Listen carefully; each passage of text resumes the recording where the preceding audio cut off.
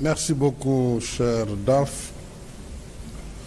Mesdames et Messieurs les ministres d'État, Monsieur le ministre de la Santé et de l'Action sociale, Monsieur le directeur du Centre hospitalier universitaire de Fann, Monsieur le chef du service des maladies infectieuses et tropicales du CHU de Fann, professeur Seydi, Monsieur le représentant, professeur Sow de Gillard, Monsieur le représentant de la Banque islamique de développement, distingués invités en vos rangs, grades et qualités. Madame, Messieurs les anciens ministres de la Santé, je salue votre présence ici, ce qui montre votre engagement continu au service de la santé de nos populations.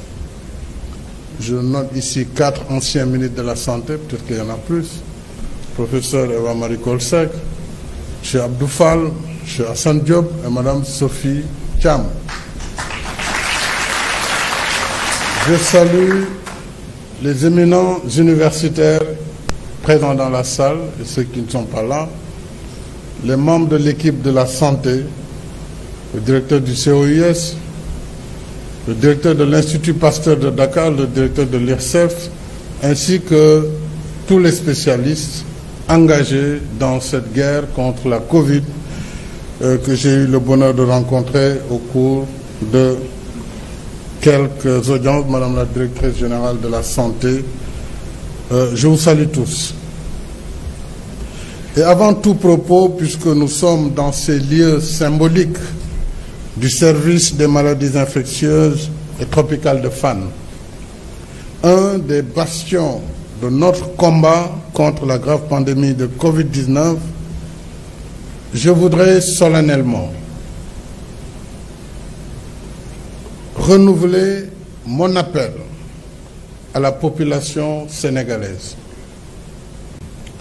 Un appel à la vigilance, à la responsabilité et au respect des règles de prévention contre ce fléau mondial.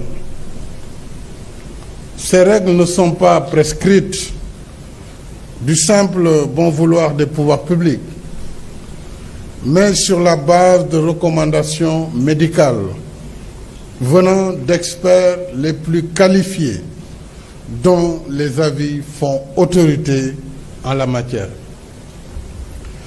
À tous ceux qui continuent d'ignorer les gestes barrières, de négliger le port correct du masque, de ne pas observer la distanciation physique et pire, de nier l'existence même de la Covid-19, je veux dire ceci. Vous vous mettez en danger et vous mettez les autres en danger.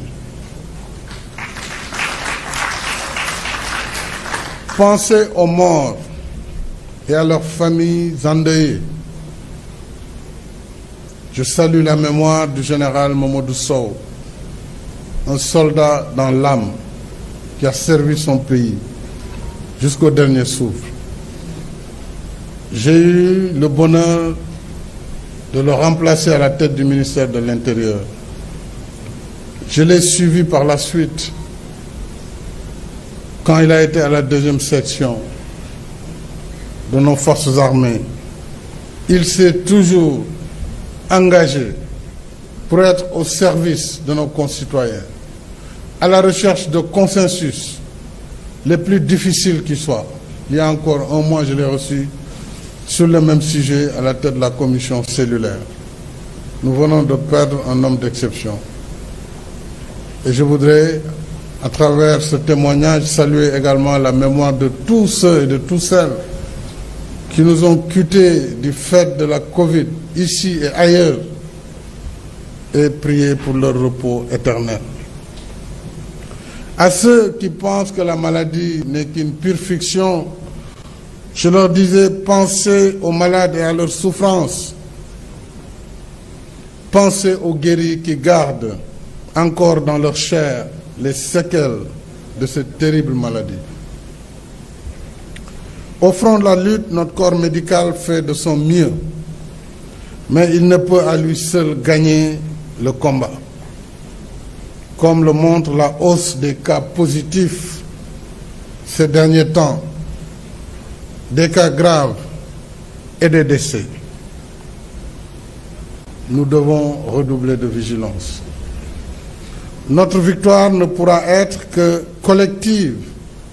C'est pourquoi je renouvelle mon appel à la vigilance et à la responsabilité de tous pour le respect strict des gestes barrières, le port correct du masque, le lavage fréquent des mains, la distanciation physique et la restriction des déplacements et rassemblements non nécessaires. C'est par ces moyens que nous pourrons freiner la propagation du virus et vaincre la maladie. Il y va de la préservation de nos vies et de notre santé. J'ai saisi l'occasion pour renouveler mes encouragements au ministre de la Santé, M. Abdoulaye Diouf Sarr, à notre vaillant personnel médical et paramédical. Et je disais, s'agissant du personnel médical et paramédical, au ministre de la Santé de renforcer les moyens de motivation pour la réactivation sans délai de l'ensemble des centres de traitement des épidémies, puisque la guerre n'est pas terminée, malheureusement. Donc il faut qu'on réarme l'ensemble de secteurs et que les moyens appropriés soient dégagés pour que nous puissions continuer avec succès ce combat. Mesdames et messieurs, si j'ai tenu à présider personnellement cette cérémonie d'inauguration des nouveaux locaux du service des maladies infectieuses et tropicales du CHU de Fann, c'est pour marquer, une fois de plus, la priorité élevée que j'accorde dans le plan Sénégal émergent à l'amélioration de la performance de notre système de santé par la réalisation d'infrastructures sanitaires modernes à la hauteur de nos ambitions de souveraineté médicale. Je me rappelle, il y a quelques années, lorsque nous avons eu le premier cas Ebola, j'étais avec Mme Eva-Marie Kolsek, qui était ministre de la Santé, c'était pour moi un tsunami. Parce que nous étions très loin de nous imaginer ici au Sénégal, ce pays sahélien, qui n'est pas en zone humide, que Ebola pouvait venir.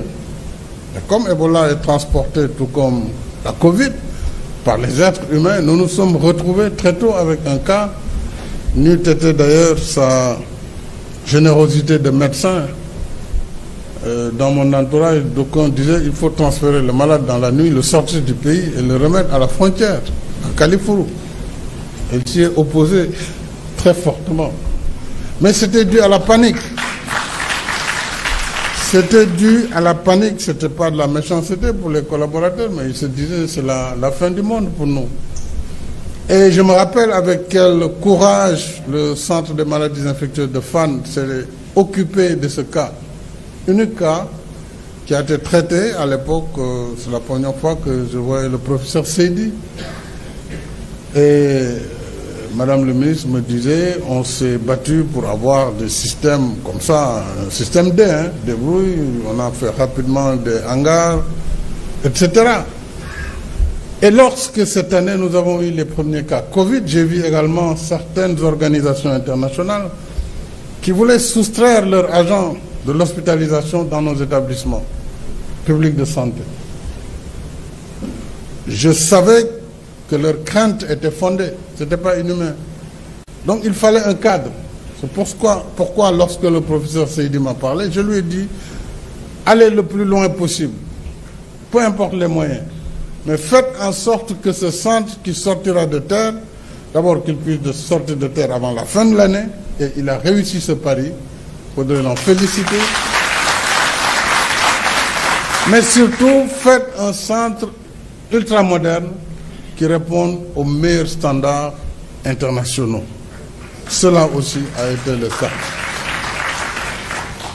Alors c'est pourquoi je voudrais le féliciter l'ensemble des acteurs qui ont agi pour la réalisation de ce joyau dans les conditions même de la lutte contre la Covid. Tout à l'heure, je saluais la mémoire du général Mamadou Niang, donc je pense que c'était plutôt une erreur. Général Mamadou Niang dont je fais les témoignages. La pandémie qui tient la planète entière en laisse depuis plusieurs mois, voire une année, montre la pertinence de notre stratégie d'investissement dans la santé à travers le plan Sénégal émergent, surtout dans un monde globalisé et interconnecté où les maladies se transmettent à la vitesse des moyens de transport modernes.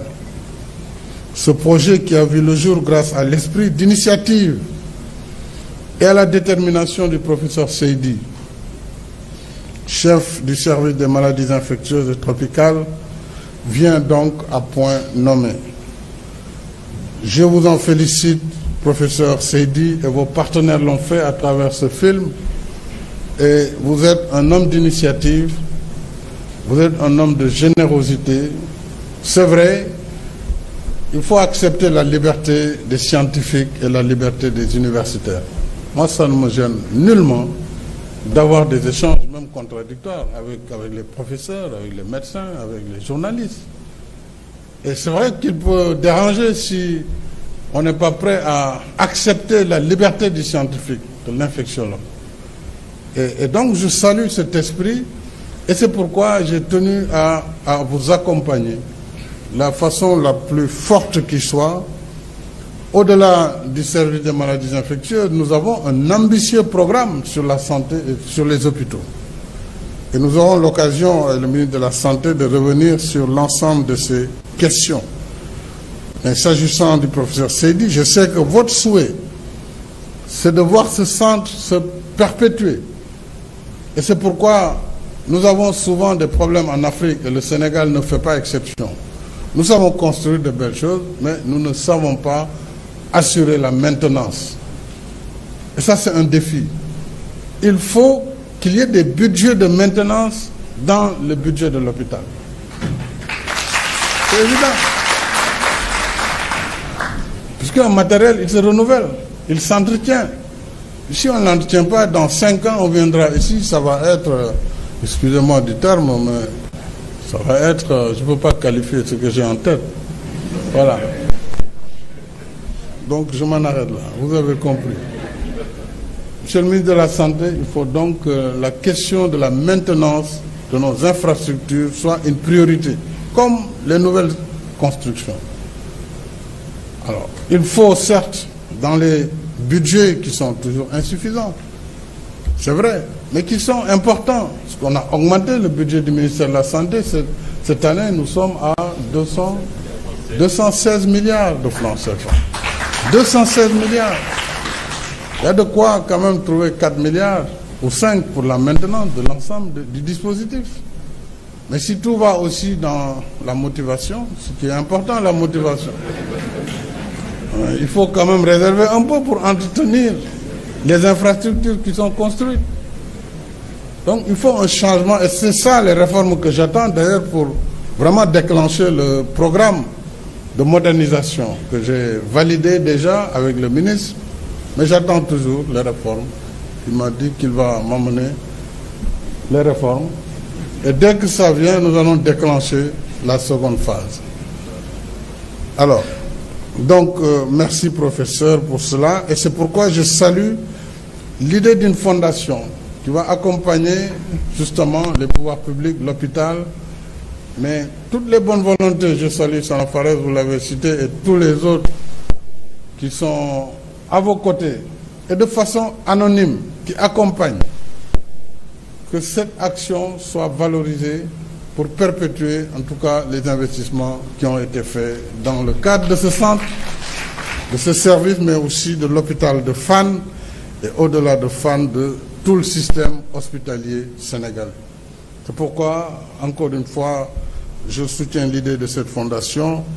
Et à vrai dire, je sais qu'il n'est pas habituel de donner un nom de baptiser un centre pour celui qui exerce la responsabilité, qui est aujourd'hui le professeur Seydi, mais vous méritez parfaitement que ce centre prenne votre nom pour l'exemple et l'initiative que vous avez donnée.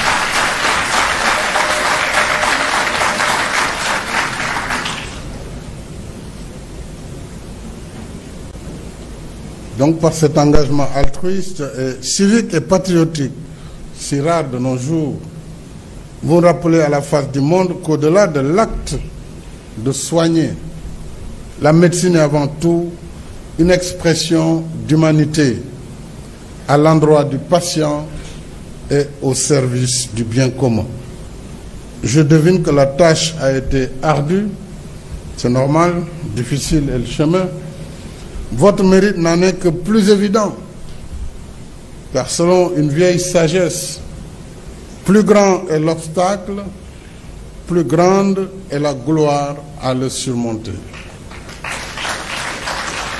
Je remercie également la firme Gilead, je ne sais pas si je prononce bien parce que c'est en israélien, en hébreu, Gilead, c'est ça, la bonne prononciation, ainsi que notre banque vraiment partenaire, la Banque islamique de développement. Et je demande à M. Sow de transmettre ma reconnaissance au président Hajar, qui est un de nos meilleurs partenaires.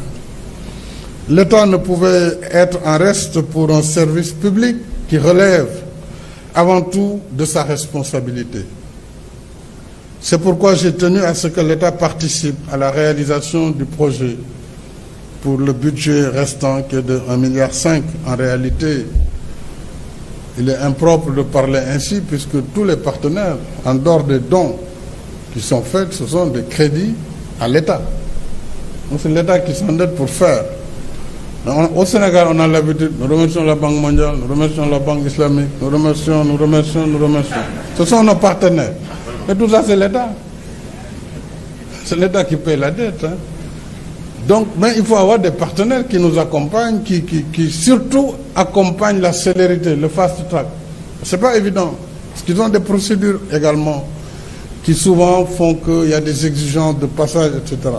Donc ce que je dis là n'enlève à rien, mais remerciements à la Banque islamique, à Gilead qui a fait ce don. Mais je veux simplement qu'on comprenne que quand il y a des financements, c'est d'abord des financements de l'État. Il faut que les gens le comprennent ainsi. Bien sûr, je félicite le ministre de la Santé, Abdoulaye Diouf Sarr, puisqu'il est le capitaine de l'équipe de la santé. Et ce n'était pas évident. Il sait que je le fatigue souvent et tard. Parce que des fois, quand j'ai des informations qui viennent de patients mécontents ou autres, on me parvient, je le dérange. Parfois pour aller voir réellement lui-même sur place. Et donc, je le félicite pour son engagement, ainsi que toute l'équipe, vraiment, en particulier les membres du CNG, qui ont fait montre d'une telle générosité et d'un tel engagement qu'il mérite la reconnaissance de la nation.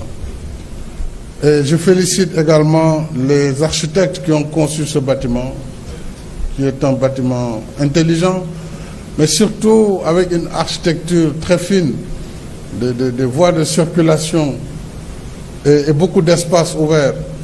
Donc contrairement aux bâtiments que nous avons en général l'habitude de voir, qui sont étriqués, fermés, et qui nécessitent partout de mettre de la lumière, même en pleine journée.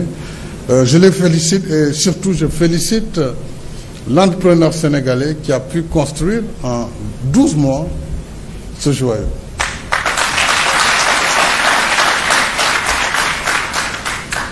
Donc je voudrais particulièrement insister pour que ce bel ouvrage et ses commodités soient entretenus avec la plus grande rigueur.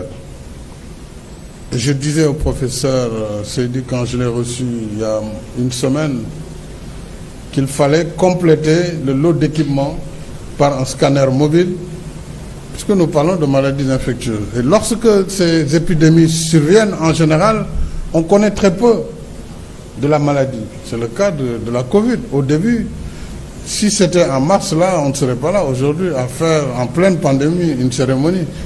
Parce que les gens avaient même peur de passer sur l'avenue Cheikh Anta Diop quand il y a eu Ebola. Parce que c'est la peur, on ne connaît pas, c'est l'inconnu. Donc, il faut absolument qu'il y ait le scanner mobile, mais qu'il y ait aussi de la dialyse, pour que les malades qui sont ici soient autonomes et qu'on ne les sorte pas pour les mettre dans d'autres services et qu'on crée d'autres situations compliquées. Donc ça, je demande au ministre de la Santé de l'intégrer dans ses budgets d'équipement, un scanner mobile et évidemment un système de dialyse pour le SMIT. Il convient également de renforcer le personnel médical, paramédical du service. Donc il va falloir augmenter les médecins et le personnel paramédical. Nous avons déjà, bien sûr, engagé le recrutement de 1500 personnels, dont la moitié aujourd'hui a pris service ou va prendre service. Et il reste 700 à 800 personnels. Donc n'oubliez pas de renforcer, évidemment, le CHU de Fann et surtout le SMIT.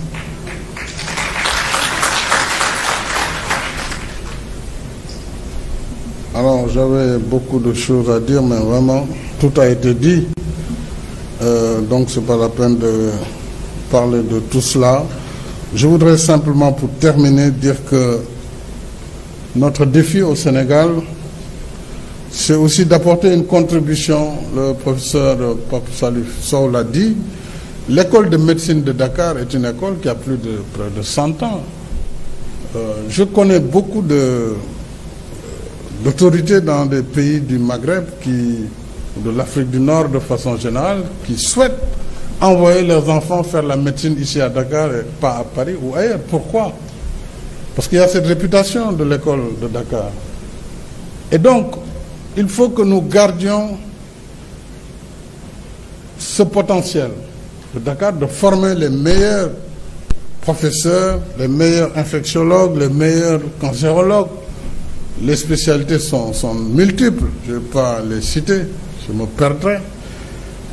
Mais nous devons garder cette qualité que nous avons ici au Sénégal, mais également que nous avons ici au CHU de Fann, et même ici à ce service des maladies infectieuses et tropicales, où je dois dire que lors du dernier concours d'agrégation, sur les 8 nouveaux agrégés en maladies infectieuses, au dernier concours d'agrégation du CAMES, les 2 premiers sont de ce centre de maladies. Et ça ne s'est pas arrêté là. Et 4 autres sont de ce centre. Donc, 6 au total. Sur 8 agrégés viennent de ce centre. Donc, ce centre mérite d'être appuyé, tout comme nous devons appuyer l'ensemble de nos services pour la formation de nos professeurs, et faire du Sénégal un hub en matière d'expertise médicale et biomédicale. Cette belle performance nous rend fiers et me conforte dans la conviction que par la qualité de ces ressources humaines, notre système de santé dispose de compétences de rang mondial. Vous en êtes un exemple, professeur Sow, et vous faites notre fierté également.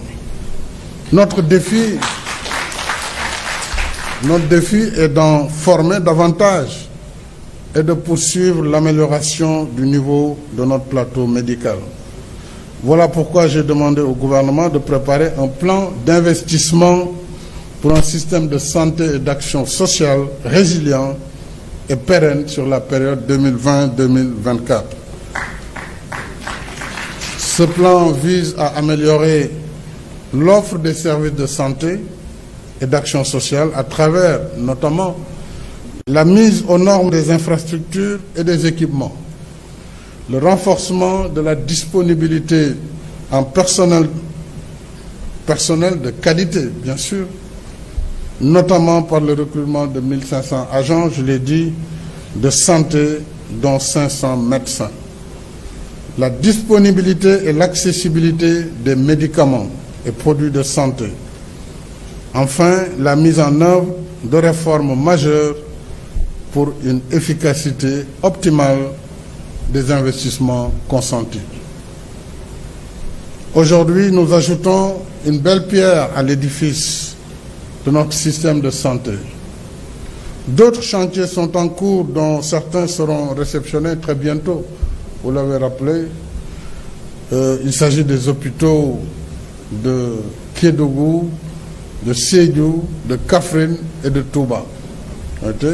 4 hôpitaux réalisés en même temps qui viennent renforcer notre dispositif, et l'hôpital d'oncologie de Diamniadio qui va également être entamé en 2021, s'il plaît à Dieu.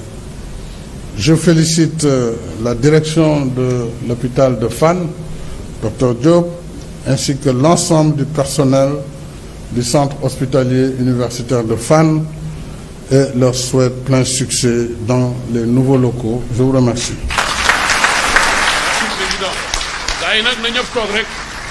na ñëpp toog rek protocole bi ak sécurité bi organiser ko kilifa gi dem ak jàmm ñu lay ñaanal nag bonne année président